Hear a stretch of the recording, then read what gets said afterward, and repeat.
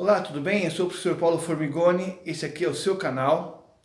Hoje eu vou falar sobre o furacão Dorian, porque os meus inscritos estavam pedindo pelo Facebook para mim fazer algum comentário sobre a preparação para um furacão. Esse furacão, o Dorian, que passou lá pela Bahamas no domingo, fez uma grande destruição. Eles já estão se preparando faz 2, 3 dias lá na região da Flórida. Está na categoria 5, com ventos da ordem de 300 quilômetros por hora. Eles têm lá, todo mês de setembro, um período dos furacões, né? A época dos furacões. O que acontece? Lá nos Estados Unidos, nessa região da costa leste, sul, né, e sul dos Estados Unidos, eles têm todo ano problemas com furacões. É rotina deles fazerem isso. Criar, se preparar, às vezes fazem movimentação, tudo bem organizado. A própria Defesa Civil americana vai organizando a saída das famílias por bairro, por cidade, para que não tenha congestionamento nas rodovias. Então, por exemplo, eu estive lá faz uns 2 anos quando teve o Irma, o furacão Irma. Não estava lá na Flórida, eu estava lá em Illinois, bem longe, por sinal, mas eu acabei perdendo os voos, porque os voos foram cancelados. E o que aconteceu? Eu percebi, eles são bem organizados com relação a isso. Eles pegam as pessoas para que não tenha o caos e não geram mais prejuízos e mortes. Eles estão já, devido a esse período aí de todo setembro tem a época das tempestades, dos furacões, eles já estão acostumados, a população está acostumada, o governo já está acostumado, a sociedade já se organiza para acontecer isso, e mesmo assim lá acontece, infelizmente, mortes, né? Normalmente por pessoas despreparadas ou que não acreditam que vai ser. Como eles estão todo setembro de cada ano com furacões, eles sempre acreditam que vão sobreviver àquilo, né? Eu lembro como se fosse hoje, que estavam tendo a notícia na televisão, a repórter estava se segurando, assim, aquele vento todo, e a repórter se segurando para dar notícia, e um cara surfando lá no oceano, lá na praia estava surfando. Ou seja, mostrando totalmente uma atitude de risco, né? Então o que acontece sempre é essas mortes são pessoas que de certa forma se arriscam, né? Se colocam em situação de risco. A maioria, no caso lá da Flórida, eles tentam subir, né, na direção norte e se abrigar nas cidades mais ao norte que não vai passar o furacão. Entretanto, furacão lá na costa leste é muito comum todo mês de setembro. Só que os Estados Unidos, eles têm, em várias regiões daquele país, vários fenômenos diferentes. Então, na costa leste e sul, você tem os furacões. No centro dos Estados Unidos, os tornados. E na costa oeste, você tem os terremotos. O que isso implica? Que é uma população já acostumada a desastres naturais. Diferente do brasileiro. O brasileiro está no meio entre duas falhas geológicas, né? Uma no meio do Oceano Atlântico e outra no Chile. Então aqui, por exemplo, não tem terremoto. Aqui não tem furacão. Teve um caso só, e foi, se eu não me engano, acho que o Santa Catarina foi nível 3. Esse é nível 5 lá, o Dorian. Enfim, né? Não tem furacão, não tem terremoto, não tem maremoto. O que tem todo mês de verão são os alagamentos e deslizamentos de encostas. Na região sul, sudeste, sempre tem isso. Ultimamente tem tido alagamento no nordeste, que não chove bastante também. Então, e o caso das queimadas, que todo ano também tem isso no Brasil. Fora isso, não tem coisas assim de acidentes naturais, né?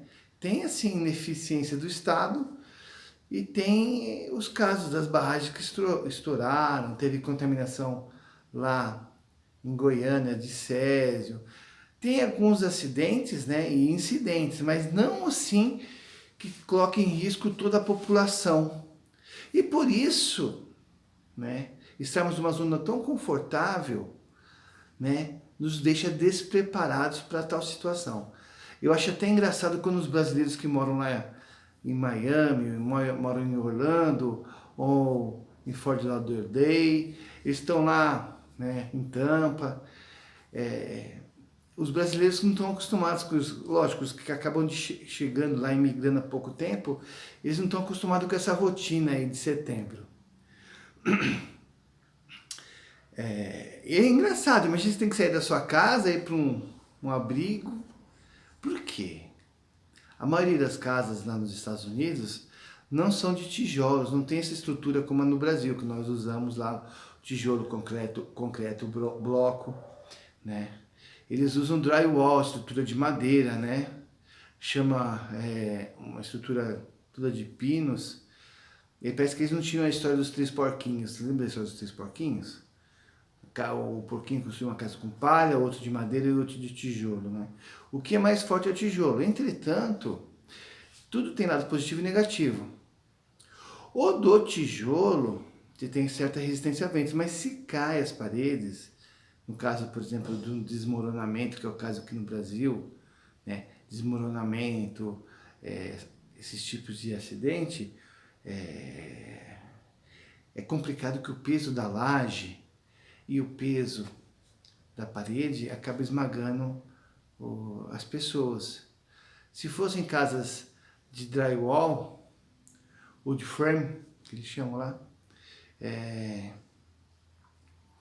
seria menos trágico, porque seriam madeiras caindo sobre a pessoa vai lá, sai das madeiras e tudo bem. Nesse caso de chuva, de tempestade, às vezes a gente vê alguns lugares dos Estados Unidos, por exemplo, lá no centro-norte, centro-oeste, centro-leste, onde tem os tornados, o local de abrigo é no porão. Porque você se esconde, que só tem dois locais, os locais mais fortes, o porão e dentro das banheiras e dos banheiros, porque não tem um encanamento que você fica preso ao solo. Porque o tornado leva para cima a casa, leva para cima, joga e desmonta. Mas no furacão não acontece isso, porque acontece alagamento. Além de arrancar as casas, alaga. Então, o sistema de abrigo é muito mais complexo. Tem que ir em lugares altos. E uma coisa que não tem em lugares altos é na Flórida, porque a Flórida é totalmente plano. E aí eles estão lá preparados. O que você vai fazer se você for ficar na sua casa, né?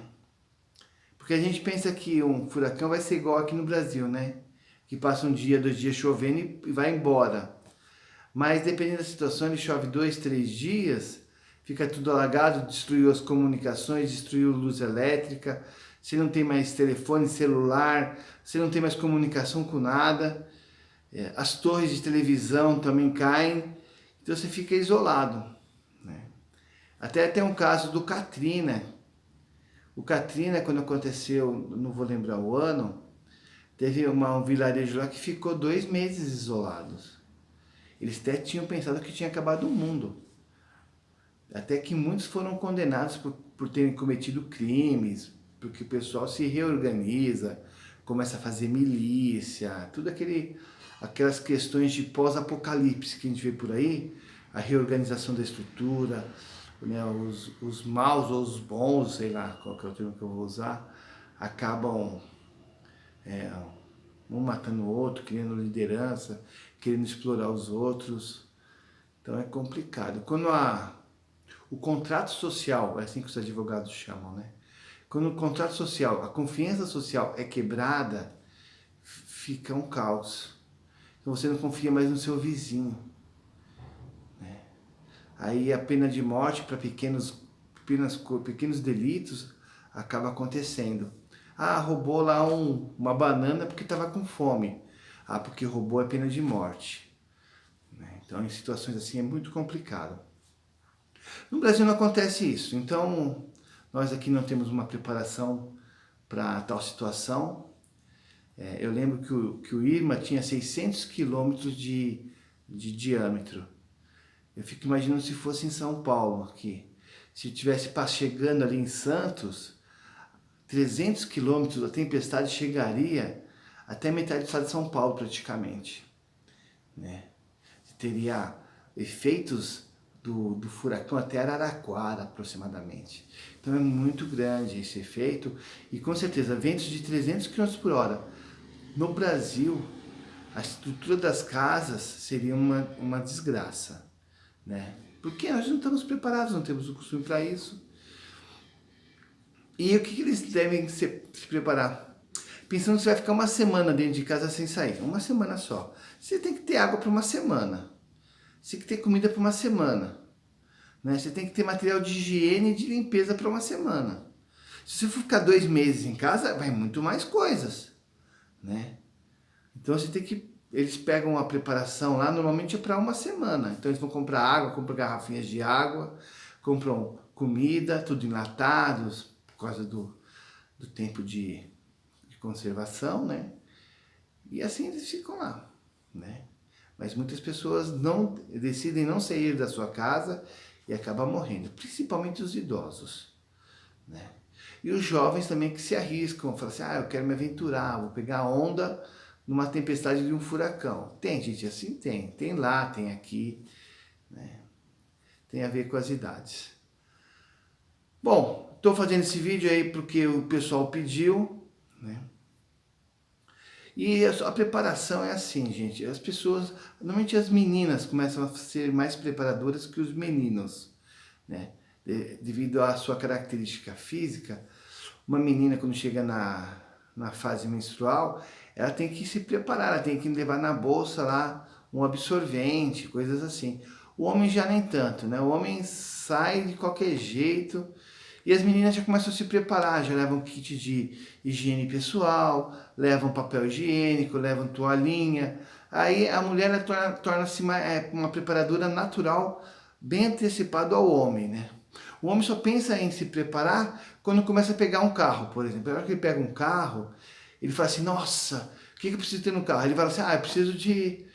Porque tem a lei também induz, por causa da incompetência da pessoa brasileira, do brasileiro, a lei é gerada para que o cara, mesmo não querendo, ele tenha um mínimo de segurança. Então tem lá o macaco, tem a chave de roda, tem o triângulo de alerta, tinha o extintor, ou tem o extintor, eu ando com o extintor sempre no ponto, porque é uma coisa importante, eu tenho extintor na minha cozinha, né?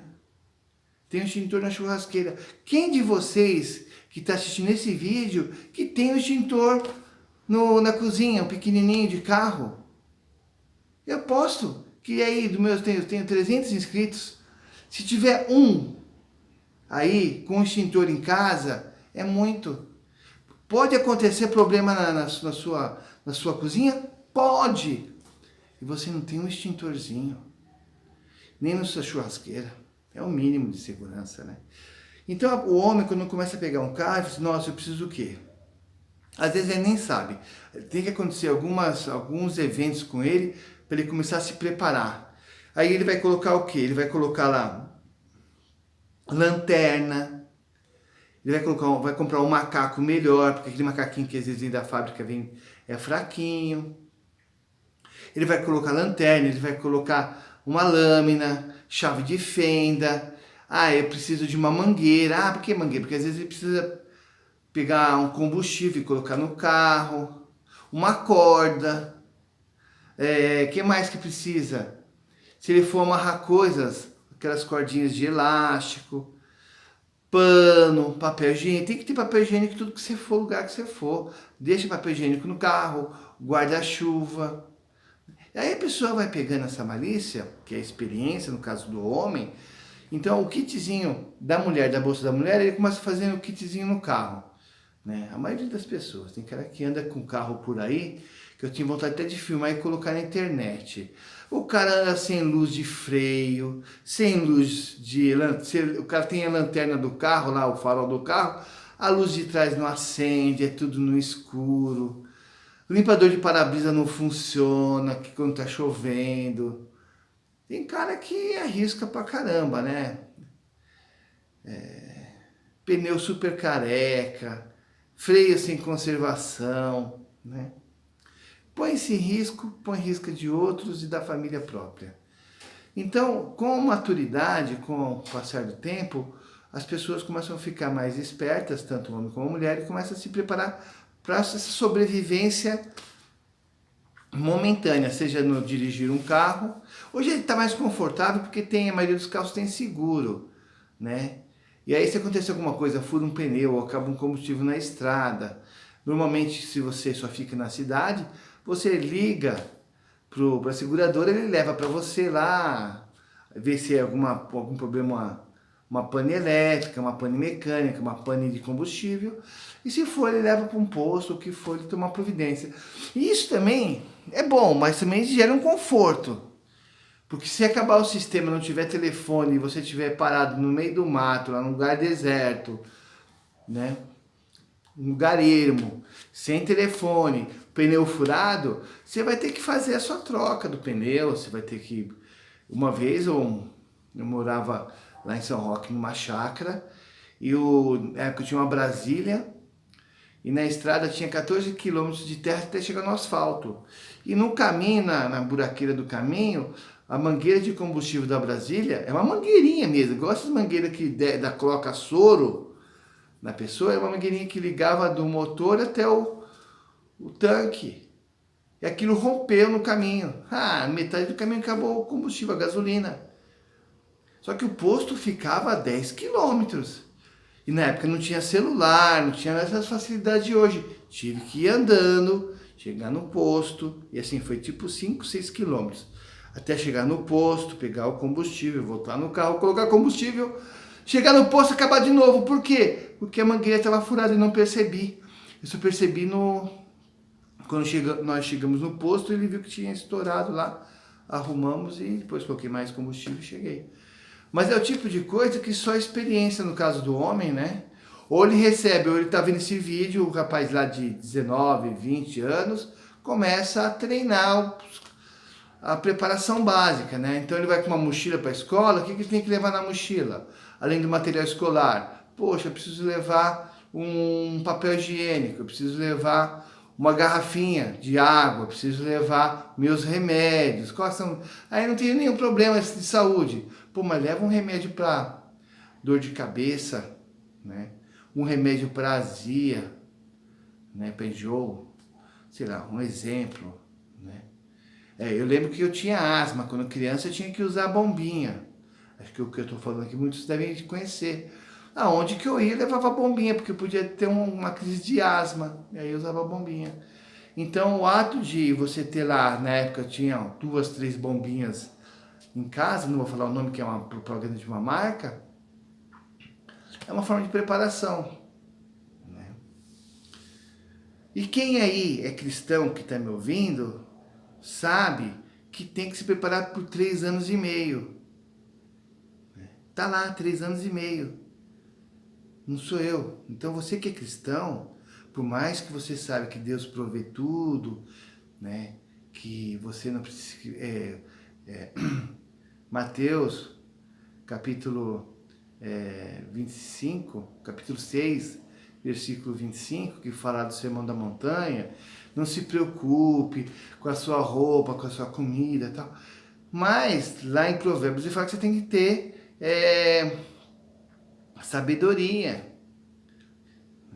E preparação é isso, tá bom? Esse vídeo ficou muito longo e eu não vou cortar não. Quem assistiu até agora, eu quero agradecer. Quero dar os parabéns por ter ficado 20 minutos quase me ouvindo. E 3 anos e meio? 3 anos e meio de preparação é tempo. Algumas religiões, como os Mormons, por exemplo, eles ficam 9 meses. 9 meses. Você tem que ter de comida, de água, de material de limpeza, de higiene pessoal, de tudo. Porque se você fecha a sua casa e você fica lá dentro, seja qual for o motivo. O pau quebra lá fora, por exemplo, ou uma doença pega lá fora, ou alaga tudo lá embaixo e você mora em cima e espera, né? Por 9 meses. Lá são os Mormons. Né? Mas em Apocalipse fala, né? Que serão 3 anos e meio. Então, só que 3 anos e meio de água, você calcula quanto que é de água, né? Na comida parece que ocupa menos espaço, a água não. Então, eu não tenho 3 anos e meio de água aqui, eu tenho que dar um jeito de buscar. Eu acho que nem de comida tem tudo isso. Devo ter uns 2 só. Ai, ai. Bom, esse aqui é o seu canal. Compartilhe, se você gostou, compartilhe com quem você ama. A preparação é quase uma filosofia. Depois que você começa a estudar, a ver o que você precisa ter, né? E é uma coisa legal. Você começa pelo quê? Primeira coisa que você tem que ter na sua casa, né? Começa por uma lanterna. Aí tem lanterna já. Nem que for aquelas lanternas de emergência que quando acabar a força, acende. Começa com a parte de iluminar. Vou me preparar com iluminação, né? E assim vai. Mas o mais importante que você tem que definir no Brasil é para qual situação de crise que eu vou me preparar, né? E isso determina toda a sua preparação. Isso é difícil no Brasil, né? Eu acho muito difícil, porque o nosso governo, não estou falando desse governo não, dos outros, né? Então nós estamos numa situação aqui, obviamente, difícil no Brasil. Eu acho que quem faz a crise são as pessoas, né? Devido a décadas de incompetência administrativa, né? E vamos torcer para que agora melhore, para que as pessoas possam viver bem. Então nós temos um problema que essa incompetência política e administrativa, ela gera perturbação, né? Gera instabilidade, as pessoas podem perder os empregos e ficando desempregado, né? Como é que vai fazer? Para comida, para água, o pessoal vem cortar a luz, vem cortar a água se você não pagar. E aí quem é pai de família? Como é que faz? Bom, eu acho que esse vídeo já ficou longo pra caramba. Eu sou o professor Paulo Formigoni. Um abraço. Até mais.